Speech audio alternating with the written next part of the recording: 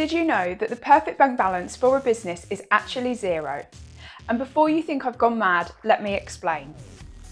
Aside from the obvious that you don't want to be in negative or run out of cash, having surplus cash sitting in your bank account means that it's not earning any money for you and it's being wasted. So whether you find yourself worrying about whether you can pay the bills or you're sitting on a little nest egg that you just can't bring yourself to spend, make sure you watch this video because I'll give you my top 5 tips on how to manage the cash flow in your business to maximise your growth. Before we begin, if I could really quickly ask you to hit the subscribe button and then we can get going. The first step to managing your cash flow is to really closely monitor what's going in and out. You want to get to know your cash flow like a good old friend. That way, there won't be any unknown surprises and you'll be confident when making decisions about your cash flow. This will also really help you to be able to identify any potential hiccups and take action. My second tip is to create a cash flow forecast.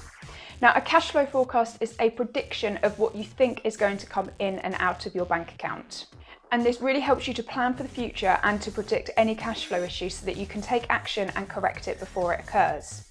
Cash flow forecasts are really helpful for businesses that offer their customers payment terms where there will be a delay between invoicing and actually receiving the money from your customer. It's a really good way of getting to grips with other ad hoc payments that businesses have, such as VAT payments, quarterly bills, and also any projects that you may have going on. Now, if you don't have enough cash flow to meet your obligations, you will see this clearly in your cash flow forecast and you can take some action. So it might be a small temporary issue that you can plug yourself with your own cash, or you might need to go and source some external financing such as an overdraft, a bank loan, or even invoice financing. What a cash flow forecast will also show you is where you may have cash surplus in your business, and you can take decisions such as increasing your marketing budget to generate more sales or possibly paying a supplier early in exchange for a small discount. So you can make sure that every penny in your business is working to make you profit. Another way that really helps to manage your cash flow is to monitor your expenses very closely. You can do this just by simply monitoring your expenses closely, negotiating better payment terms with suppliers, and cutting costs if you really need to. Always make sure that you're in control of all of the costs and cash flow in your business, especially if you're experiencing cash flow difficulty. So this means don't sign up to things like standing orders and direct debits that you're not in full control of. Number 4 is implementing a payment system for your customers, and this is often the area that I think there's the most opportunity for small businesses to improve on. So if you offer your customers payment terms, make sure you're paying attention to this one. So there are some quick wins, such as making sure that you're invoicing very promptly, perhaps offering your customers a discount for paying up front or within 7 to 14 days. And also utilising things such as direct debit means that your customers will be paying you regularly and without you having to contact them as much. But a proper credit control process goes much further than that. It's about being proactive and trying to get customers to pay you on time rather than dealing with invoices only once they become overdue. So this means that you need to be contacting your customers before the invoice becomes due as a courtesy call to confirm that your customer has the invoice and that there's no query on it. That way, you can deal with any queries that come up and resolve them so that the customer can still pay you on time.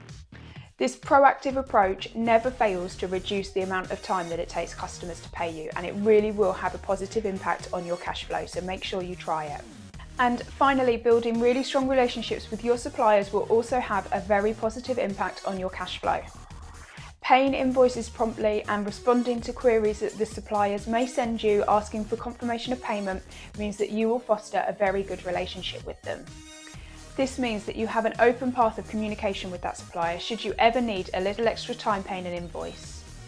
As a former finance director, when the shoe was on the other foot and customers were asking me for extra time to pay their invoices, I would always say yes to the customers that we had that clear and open communication with, because we knew their business better, we knew their habits, and therefore this reduced the risk to us.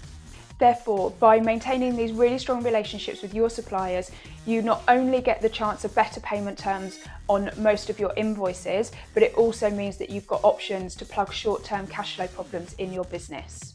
And the reason that this is so important is that suppliers offer you free credit. There's no interest to pay like if you went and got that credit from a bank. And therefore, supplier credit could be the key to unlocking your cash flow success in your business. So cash flow really is the lifeblood of most small businesses, and by implementing these 5 steps, you can really manage your cash flow effectively and grow your business to success. And remember, don't sit on a rainy day fund either. Manage your cash flow proactively to ensure that every single penny you've got is working to maximise your profit. Really get to know your cash flow, be comfortable with the numbers, be comfortable with the terminology, and this will give you the confidence that you need to grow your business. Thank you for watching, and don't forget to subscribe to my channel for more tips and tricks for small businesses just like yours.